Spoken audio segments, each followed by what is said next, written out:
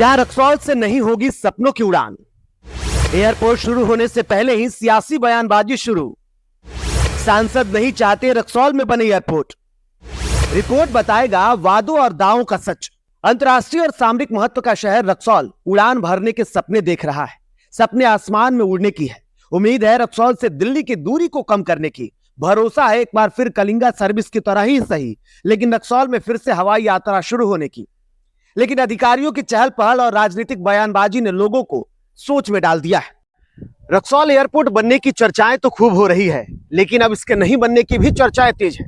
दरअसल रक्सौल एयरपोर्ट बनेगा या नहीं बनेगा, ये सवालों के घेरे में है, क्योंकि अधिकारियों का लगातार रक्सौल आना, रक्सौल के इस एयरपोर्ट का जहां पे हम अभी मौजूद हैं, दरअसल ये रक्सौल एयरपोर्ट का वो रनवे है जहां पर कभी उम्मीद की जा रही थी या अब तक जो आपने जाना है कि यहाँ कभी फ्लाइट भी उतरा करते थे, लेकिन ये रनवे छोटा है। और आप देखेंगे तो मेरे ठीक सामने, पीछे देखेंगे तो एक नदी है और आगे देखेंगे सामने तो एक्सप्रेसवे है, ये नेशनल हाईवे है।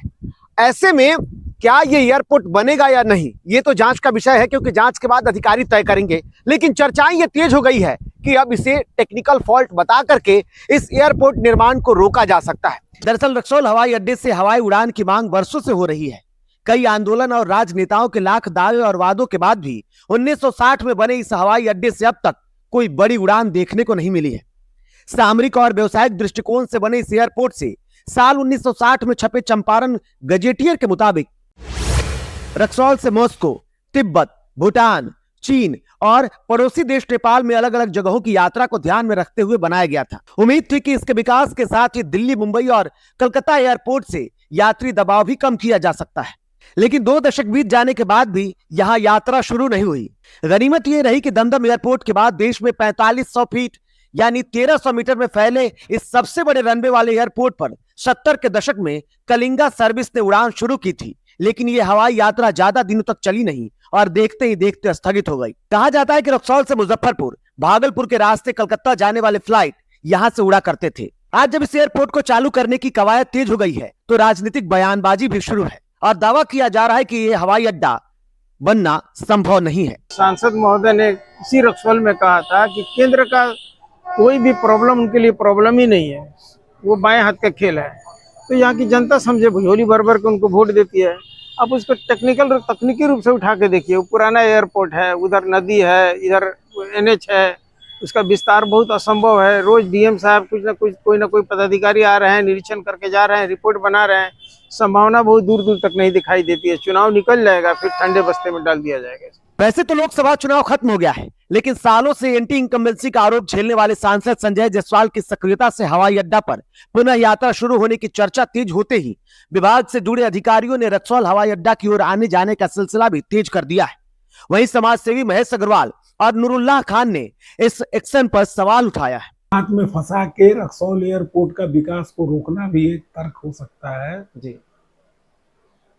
अब एयरपोर्ट का जो रनवे है 1300 मीटर का पहले से बना हुआ है। एयरपोर्ट जब बना तो पूरे भारतवर्ष में रनवे ही 1300 मीटर का बनता था जी। क्या ये बड़े जहाज नहीं थे? फोकर, फ्रेंडशिप और एवरो सबसे बड़े जहाज थे 48-44 सीट के, तो उसके लिए 1 किलोमीटर का रनवे होता था। तो वही रनवे की साइज कलकत्ता में थी, वही पटना में थी, वही यहाँ थी, वही दिल्ली में थी जी।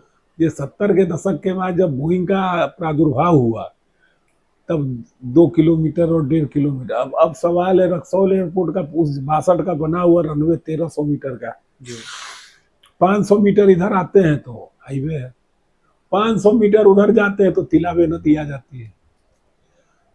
अब तिलावे नदी में कलवर्ट बना के और फिर उसको एक्सटेंड करना, क्योंकि अब कम से कम मिनिमम 2500 मीटर का हाईवे चाहिए। और अब जितने एयरपोर्ट बन रहे हैं सब 3000 मीटर के रनवे बनाए जा रहे हैं। बिल्कुल 3000 मीटर का इसलिए नहीं बन सकता है कि जैसे ही वो 3000 मीटर क्रॉस करते हैं तो नेपाल की सीमा आ जाती है सामने। यहाँ भारत की नेपाल की सीमा बहुत टेढ़ा मेढ़ा। अगर बनाना चाहे तो बन सकता है, लेकिन अगर मंशा कहीं गलत हो किसी की कि रक्सौल में नहीं बनने देना, इसको और कहीं बनाना, तो उस मंशा में सफलता पा सकते हैं टेक्निकल इशू लगा के। वैसे रनवे छोटा होने से संबंधित आरोपों और तर्कों को लेकर हमने कई जानकारी जुटाई, जिसमें देखा कि 487 एयरपोर्ट वाले हमारे देश में 34 इंटरनेशनल, 10 सीमा शुल्क और 4 सिविल एनक्लेव एयरपोर्ट है, जहां लगभग 800 भारतीय कमर्शियल जहाज, इसके अलावा कई कंपनियों के सैकड़ों प्राइवेट छोटे जहाज के अलावा वायुसेना के लगभग 1700 से ज्यादा प्लेन उड़ान भरते हैं।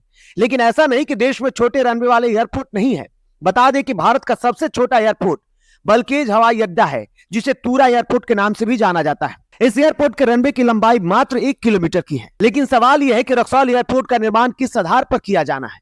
अगर बड़े और कमर्शियल जहाजों के आधार पर एयरपोर्ट का निर्माण होता है तो उसके लिए कम से कम 2500 मीटर के रनवे की आवश्यकता होगी। लेकिन रक्सौल एयरपोर्ट के पास मात्र 1300 मीटर रनवे है, जिसे बढ़ाने के लिए एयरपोर्ट को सिर्फ पश्चिम दिशा में ही आगे बढ़ना होगा, क्योंकि पूर्व में राष्ट्रीय राजमार्ग है जो भारत और नेपाल को जोड़ती है। लेकिन समस्या दूसरी यह भी है कि पश्चिम दिशा में भी तिलावे नदी है, जिसके ऊपर कलवर्ट लगाकर रनवे बनाया जा सकता है, जो संभव भी है। लेकिन सवाल यह है कि एयरपोर्ट बनने से पहले ही नहीं बनने की चर्चा तो तेज है। कई लोगों को इसमें राजनीतिक की बू भी आ रही है, और तो और इस एयरपोर्ट को एक बार फिर ठंडे बस्ते में डाले जाने की आशंका भी जताई जा रही है। लेकिन देखना यह होगा कि अधिकारियों की बेहतर पहल और नेताओं के नेक इरादे क्या लोगों को आसमान में उड़ने के सपने को पूरा करेंगे, ये तो वक्त ही बताएगा। Team the outpost.